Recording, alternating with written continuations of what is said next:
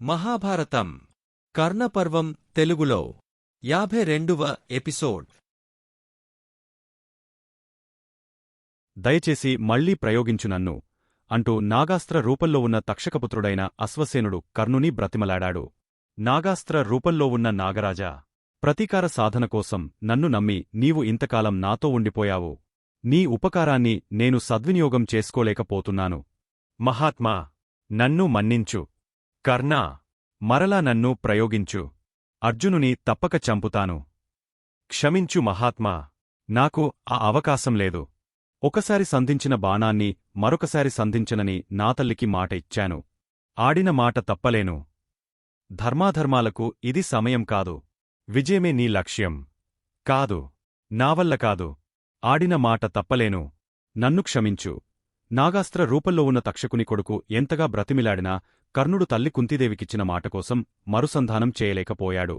రణరంగంలో ధర్మపాలన అనావశ్యకమైన ఆడినమాటకోసం నాగాస్త్రాన్ని అంగీకరించలేకపోయాడు. కర్ణార్జునుల యుద్ధం మరలా ప్రారంభమైంది. ఎవరికెవరూ తీసిపోకుండా యుద్ధం చేస్తున్నారు. మహాస్త్రాల ధోషకు దిక్కులు పిక్కటిల్లిపోతున్నాయి. సముద్రాలు కల్లోలమై అలలు ఆకాశమంత ఎత్తు ఎగురుతున్నాయి. కులపర్వతాలు కంపించిపోతున్నాయి. భూమి దద్దరిల్లుతున్నది. ఆకాశమార్గాన అమరులందరూ ఉద్వేగంతో చూస్తున్నారు. జయమెవరికో పరాజయమెవరికో తెలియకుండా ఉంది. సరిగ్గా ఈ సమయంలోనే కర్ణుని రథచక్రం భూమిలోనికి దిగబడిపోయింది. స్థానువైపోయాడు కర్ణుడు. ఒక్కుదుటున క్రిందకు దూకాడు. రథచక్రం ఎత్తబోయాడు. కర్ణుని ప్రయత్నం ఫలించటంలేదు. నిముష నికి రథచక్రం భూమిలోనికి దిగిపోతూ ఉంది. సహాయం కోసం శల్యుని అర్థించాడు.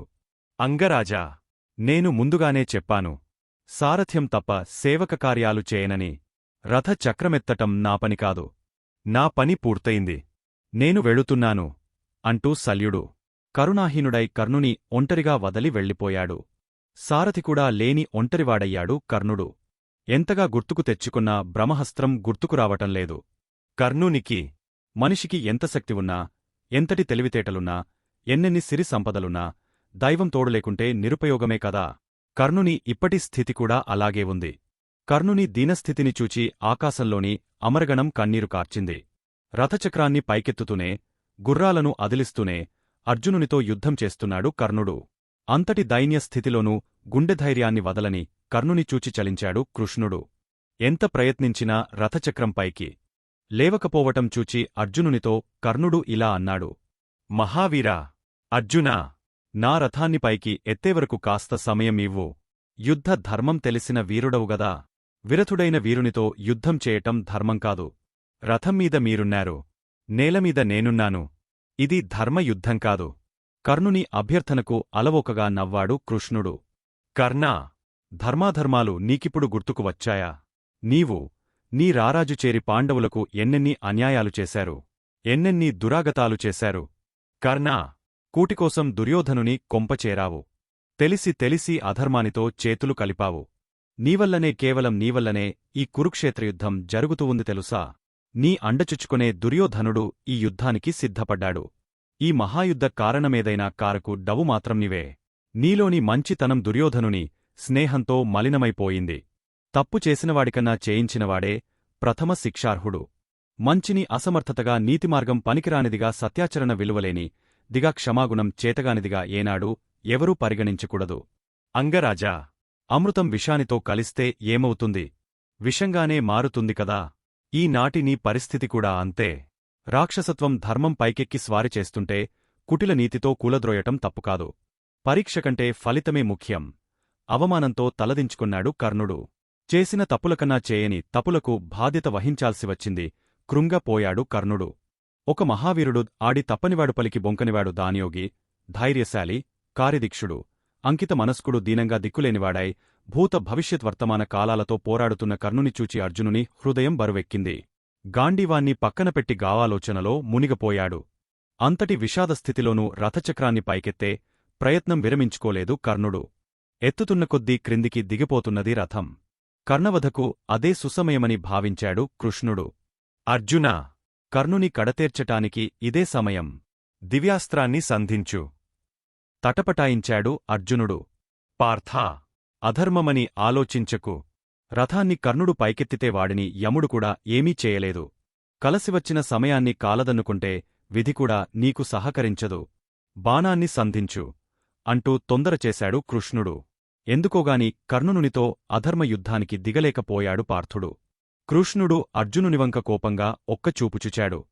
అక్షయతూనీరం నుండి ఒక సునిశిత బాణం తీసి అర్జునుడు, నేను పరమశివుని మెప్పించి పాశుపతం పొందినమాట నిజమైతే, ధర్మరక్షణ కోసమే ఈ యుద్ధం చేస్తున్నవాడనైతే, నారాయణ స్వరూపుడైన వాసు దేవుని ప్రియమిత్రుడనైతే ఈ దివ్యాస్త్రం కర్ణుని వధించుగాక అంటూ బాణం వదిలాడు అర్జునుడు.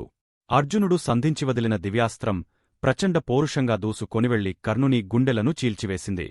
పెనుతుఫానుకి నేలకొరిగిన మహావృక్షంలా కర్ణుడు నేలకొరిగాడు.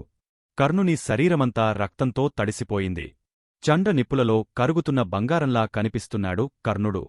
పశ్చిమాద్రికి వెళుతున్న సూర్యభగవానుడు కర్ణుని దుస్థితి చూచి మరింత ఎర్రగా అయ్యాడు. కర్ణుని శరీరం నుండి ఒకొక్క దివ్యజ్యోతి పైకిలేచి సూర్యునిలో కలసిపోయింది. కుడిచేతికి దానకంకణాన్ని, ఎడమచేతికి వీరకంకణాన్ని ధరించి దానవీర కర్ణుడని దేశదేశాల ప్రశంసలు పొందిన మహామనిషి అనంతలోకాలకు తరలిపోయాడు. ఎందరో కలసి కర్ణుని మరణానికి కారకులయ్యారు. తల్లి కుంతిదేవి, భూదేవి, భార్గవ, రాముడు, దేవేంద్రుడు, కృష్ణుడు, అర్జునుడు, శల్యుడు ఈ 7 కర్ణుని మరణానికి కారకులయ్యారు. ఆనాటి కులవ్యవస్థకు ఎదురు నిలిచి మైత్రిబంధానికి మారు పేరుగా మిగిలిపోయాడు. కర్ణమరణంతో ఆనాటి యుద్ధం ఆగపోయింది. పాండవ వీరులందరూ జైజధ్వానాలతో శిబిరాలకు వెళుతుంటే కురువీరులు దైన్యంతో దిగాలుగా శిబిరాలకు చేరుకున్నారు. దుర్యోధనుని దున్హఖానికి అంతులేదు.